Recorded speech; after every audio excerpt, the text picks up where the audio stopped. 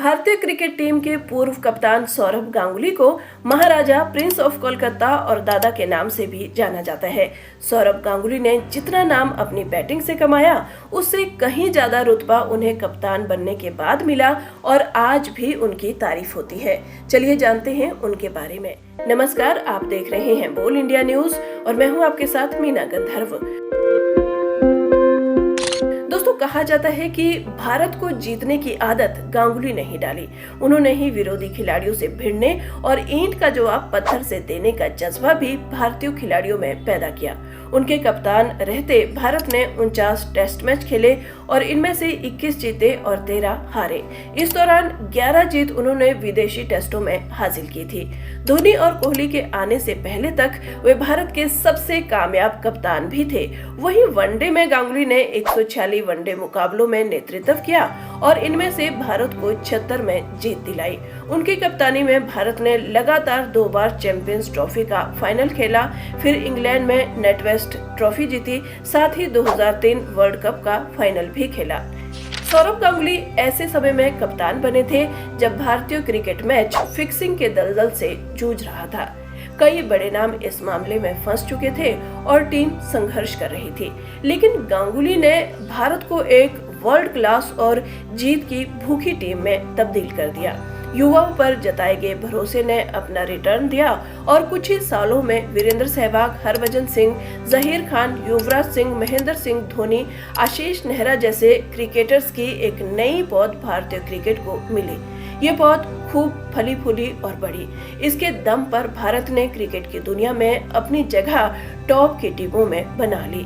गांगुली के team India का मुखिया रहते हुए भारत ने 2001 की टेस्ट सीरीज में पहला टेस्ट गंवाने के बाद भी ऑस्ट्रेलिया को 2-1 से पटकनी दी। फिर ऑस्ट्रेलिया के दौरे पर सीरीज ड्रॉ कराकर आए। 2004 में पाकिस्तान दौरे पर गए तो वहां पर वनडे और टेस्ट दोनों सीरीज जीतकर इतिहास रचा। सौरभ गांगुली पहले फुटबॉल पसंद किया करते थे, लेकिन बड़े भाई स्नेहाशीष गांगुली के क्रिकेट खेलने पर वे भी इसी खेल में आ गए। सौरभ दाएं हाथ के खिलाड़ी थे और उनके बड़े भाई बाएं हाथ के खिलाड़ी। ऐसे में उनकी किट यूज करने लगे और सौरभ लेफ्ट हैंड से बैटिंग करने लगे। इस तरह से दाएं हाथ के सौरभ गांगुली बाएं हाथ के बल्लेबाज बन गए और बल्लेबाज भी इस कद के बने कि अपने टॉप के दिनों में उन्हें ऑफ साइड का भगवान कहा जाता था। सौरभ गांगुली भारतीय टीम में 1992 में ही आ गए थे, लेकिन शुरुआती नाकामी के बाद टीम से बाहर हो गए। कहा जाता है कि उन्होंने एक्स्ट्रा प्लेयर की तरह मैदान पर पानी या बाकी सामान ले जाने से मना कर दिया था। हालांकि गांगुली ने इस दावे से इनकार किया। गांगुली बंगाल के सबसे रईस परिवारों में से आते हैं।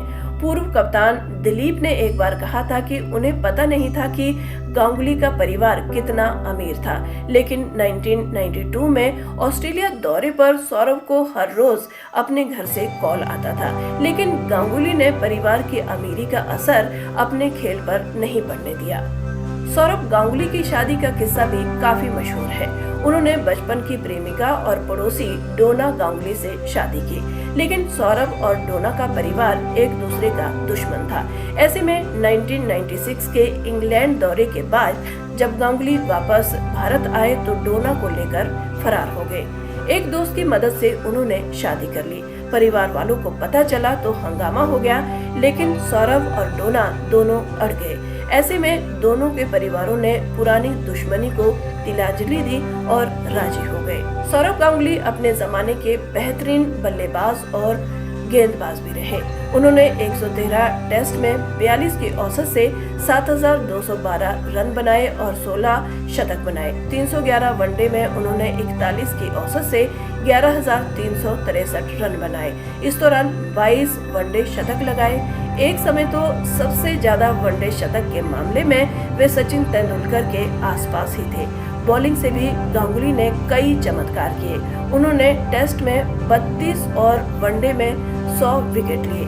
कई मैच में तो उन्होंने भारत को बॉलिंग से जिताया था। क्रिकेट छोड़ने के बाद अब सौरभ गांगुली भारतीय क्रिकेट बोर्ड यानी BCCI के अध्यक्ष हैं। सौरभ गांगुली को कई प्रतिष्ठित पुरस्कारों से सम्मानित किया गया है। उनमें से कुछ प्रमुख है अर्जुन पुरस्कार 1997 में, पद्मश्री 2004 में और वंग विभूषण 2013 में। अर्जुन पुरस्कार ये पुरस्कार खेल में उत्कृष्ट प्रदर्शन के लिए दिया जाता है। पद्मश्री ये भारत सरकार द्वारा दिए जाने वाला चौथा सर्वोच्च नागरिक पुरस्कार है। वंग विभूषण ये पश्चिम बंगाल सरकार द्वारा दिए जाने वाला सर्वोच्च नागरिक पुरस्कार है। आगे भी ऐसे वीडियोस को देखने के लिए हमारे चैनल को सब्सक्राइब करें और वीडियो को लाइक और शेयर करना ना भूलें।